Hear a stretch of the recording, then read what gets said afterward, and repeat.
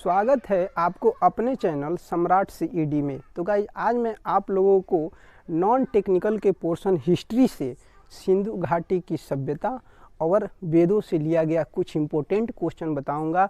जो वेद से अगर क्वेश्चन आ गया या सिंधु घाटी सभ्यता से आ गया तो इससे बाहर कहीं नहीं पूछेगा। पहली बात हम ये करते हैं कि सिंधु घाटी सभ्यता शब्द किसने दी थी, तो ये जॉन मार्शल ने दी थी। हड़प्पा सभ्यता की खोज किसने की थी, हड़प्पा HD दयाराम साहनी ने 1921 ईस्वी में की थी। इसमें R37 सिमेट्री यानी कब्रिस्तान देखे गए थे। अब बात करते हैं कि जो हमारी मोहनजोदड़ो है इसको किसने देखा था, तो इसकी खोज राखल दास बनर्जी MR राखल दास मोहनजोदड़ो की खोज राखल दास बनर्जी 1922 ईस्वी में किए थे। ये तो हो गया आपकी मोहनजोदड़ो और हड़प्पा सभ्यता। मोहनजोदड़ो में क्या क्या देखी गई थी, तो मोहनजोदड़ो को सबसे पहली बात कि ये सिंधु घाटी का बाग इसे बोला जाता है।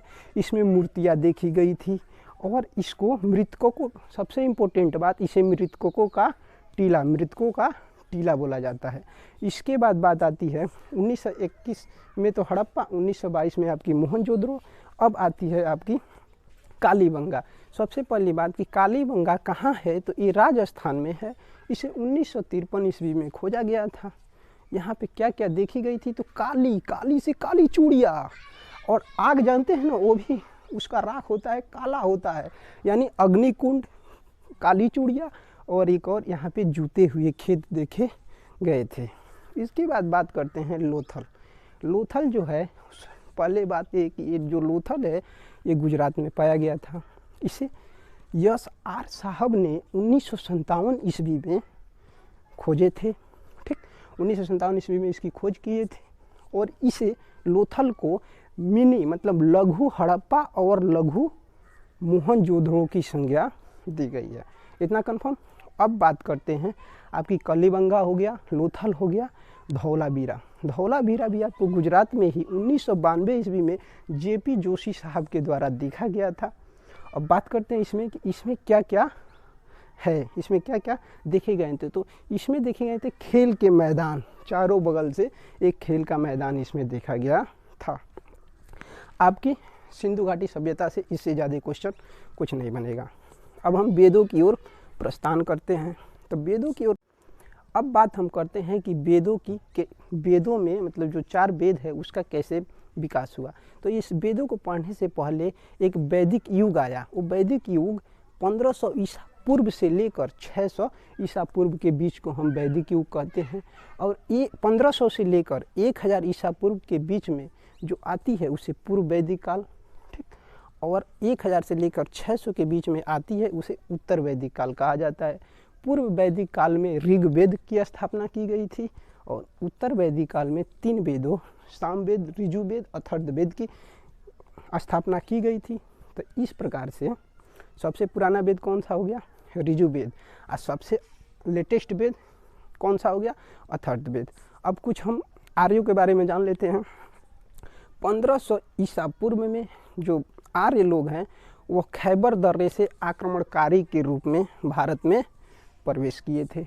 ये जो किए थे तो ये 1000 ईस्वी में इन्होंने, नहीं देखिए 1000 ईस्वी, हाँ 1000 ईस्वी में इन्होंने लोहे की खोज की थी। और ये 1500 से लेकर 1000 के बीच में इनकी जो देवता होते थे वो इंद्र देवता होते थे और इनका सबसे बड़ा जो व्यवसाय होता था वो पशुपालन होता था। अब बात करते हैं जो 4 वेद हैं उनके बारे में। जो फर्स्ट वेद है ऋग्वेद, जो सबसे पहले खोजा गया था, उसमें 10 मंडल होते हैं, 10 मंडल। इसमें इम्पोर्टेंट मंडल हम बात करेंगे। जो पहला और लास्ट है, देखिएगा ध्यान से, पहला और 10वां लेटेस्ट मंडल यानी सबसे नया मंडल है। दूसरा और 7वां ओल्ड मंडल यानी पुराना मंडल है। 8वां और 9वां मध्यम मंडल है। ठीक, अब बात करते हैं, इसमें इम्पोर्टेंट कुछ बातें कर ले रहे हैं। जो तीसरा मंडल है ना, इसमें गायत्री मंत्र को देखा गया था तीसरे मंडल में, जिसे विश्वामित्र द्वारा लिखित किया गया था। ठीक, अब बात करते हैं, ये तो आपका ऋजुवेद हो गया। सामवेद, सामवेद स से सामवेद, स से संग, सामवेद में संग यानी संगीतों को देखा गया था। उसके बाद आती है ऋजुवेद। ऋजुवेद, अब यहाँ से मंत्र स्टार्ट हो गए, यानी बलिदान के मंत्र को ऋजुवेद में देखा गया था। अथर्ववेद में जादू टोना को अथर्ववेद में देखा गया था। अब अथर्ववेद में जादू टोना को देखा गया था क्योंकि ऋग्वेद में तो मंत्र स्टार्ट हो गए, बलिदान मंत्र, तो उन्हीं मंत्रों से ही तो भाई जादू टोना भी मंत्री हो गए भाई साहब। तो इसी तरह आप अर्थवेद को भी याद कर सकते हैं कि उसमें मंत्र का ही किया गया होगा। ठीक, थोड़ा हम 10वें मंडल के बारे में बात कर ले। जो ऋग्वेद है उसमें 10वां मंडल है, उसमें हमारा क्या बताया गया है, देखिए थोड़ा हम उसके इम्पोर्टेंट वर्ण व्यवस्था के बारे में बताई गई है।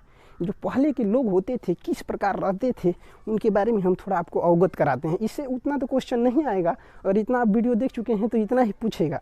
थोड़ा लाइफ के बारे में, पहले की ज़िंदगी सोचिए किस तरह जीते थे लोग। तो 10वां था वो वर्ण व्यवस्था था। जो वर्ण व्यवस्था इसमें 4 भागों में, माने मनुष्यों को जो उनके रहने सहने की व्यवस्था है उसको 4 भागों में बांटा गया। सबसे पहला ब्राह्मण, दूसरा क्षत्रिय, तीसरा वैश्य, चौथा शूद्र। जो ब्राह्मण होते, जो पूजा पाठ कराते थे वो ब्राह्मण, जो लड़ाकू होते थे वो क्षत्रिय, जो इकोनॉमिक्स का खरीद बेच का हिसाब रखते थे वो वैश्य, जो साफ सफाई करते थे वो क्षुद्र। यानी ये हो गया ये क्षुद्र। अगर आप देखिए, आप ये कहेंगे तब तो सर जो ब्राह्मण का लड़का होगा वो ब्राह्मण ही होगा, जो क्षुद्र का लड़का होगा नहीं भाई, ये तो हमारी समाज इस समय बनाई है। पहले कैसे होते थे, अगर शूद्र का लड़का पढ़ने में ठीक है, अगर वो पूजा पाठ में माहिर है, पूजा पाठ करा ले रहा है, तो उस शूद्र के लड़के को ब्राह्मण बोला जाएगा। अगर वो लड़ने में अच्छा है, लड़ाकू है, तो उसे लड़ाकू बोला जाएगा। ठीक है, तो आप मेरे चैनल पे नए हैं तो शेयर और सब्सक्राइब करना ना भूलें। और देखने के लिए धन्यवाद।